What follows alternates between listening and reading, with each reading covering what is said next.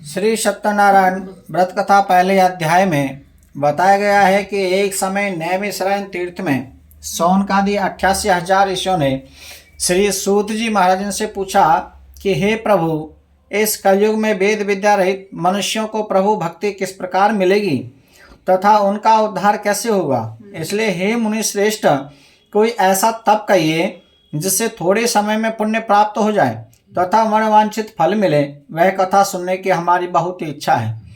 सर्वशास्त्र ज्ञाता श्री सूत जी महाराज बोले कि हे वैष्णव, में पूछिए, आप सबने प्राणियों की हित की बात पूछी है।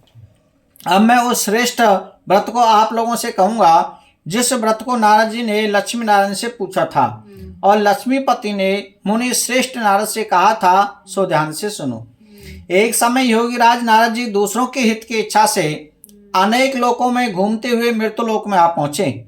यहाँ अनेक योनि में जन्मे हुए प्राय सभी मनुष्यों को अपने कर्मों के द्वारा अनेकों दुखों से पीड़ित देख करके सोचा कि किस यत्न के करने से निश्चय ही प्राणियों के दुखों का नाश हो सकेगा।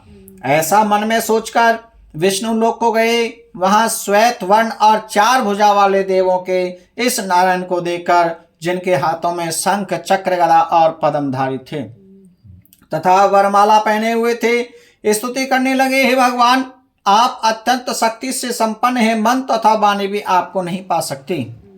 आपका आदि मध्य अंत नहीं है। निर्गुण स्वरूप सृष्टि के आदि भूति और भक्तों के दुखों को नष्ट करने वाले हो। आपको मेरा बार बार नमस्कार है। नारद जी से इस प्रकार की स्तुति सुनकर विष्णु भगवान बोले कि हे मुनि श्रेष्ठ महाराज, आपके मन में क्या है? आपका काम किस काम के लिए आगमन हुआ है? निसंकोच होकर के कहो। तब नारद मुनि बोले कि मृत्युलोक में सब मनुष्य जो अनेक योनि में पैदा हुए हैं, वो अपने अपने कर्मों के द्वारा अनेक प्रकार से दुखों से दुखी हो रहे हैं। हे नाथ, मुझ पर दया रखते हो तो बतलाइए कि उन मनुष्यों के सब दुख थोड़े से प्रयत्न से कैसे दूर हो सकते हैं। हे नारद, मनुष्य की भलाई के लिए तुमने बहुत अच्छी बात पूछी है। जिस काम के करने से मनुष्य मोह से छूट जाता है, वह मैं कहता हूं, सुनो। बहुत पुण्य देने वाला स्वर्ग तथा मृत्युलोक दोनों में दुर्लभ एक उत्तम व्रत है। आज मैं प्रेम बस होकर के तुमसे कहता हूं, सत्यनारायण का यह व्रत अच्छी तरह विधि पूर्वक करके मनुष्य आयु पर्यंत यहाँ सुख भोग कर मरने पर मोक्ष को प्राप्त होता है। श्री भगवान के वचन सुनकर नारद मुनि बोले कि उस व्रत का फल क्या है और क्या विधान है, और किस दिन यह व्रत किया है और किस दिन यह व्रत करना चाहिए, विस्तार से कहिए। भगवान बोले कि दुख शोक आदि को दूर करने वाला, धन धान्य को बढ़ाने वाला, सौभाग्य तथा संतान को देने वाला यह व्रत सब स्थानों पर विजय करने वाला है।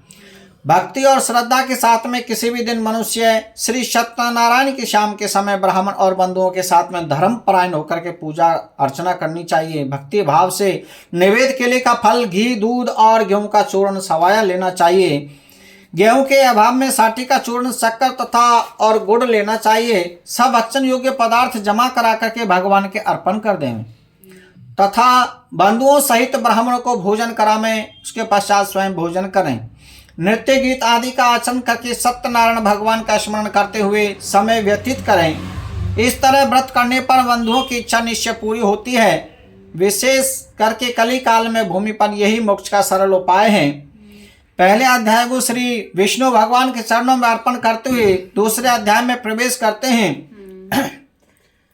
श्रीमन्नारायण नारायण नारायण भजमन नारायण नारायण नारायण सत्य नारायण नारायण नारायण देव नारायण नारायण नारायण भजमन नारायण नारायण नारायण हनुमत नारायण नारायण नारायण राम नारायण नारायण नारायण राम नारायण नारायण नारायण भजमन नारायण नारायण नारायण लक्ष्मी नारायण नारायण नारायण विष्णु नारायण नारायण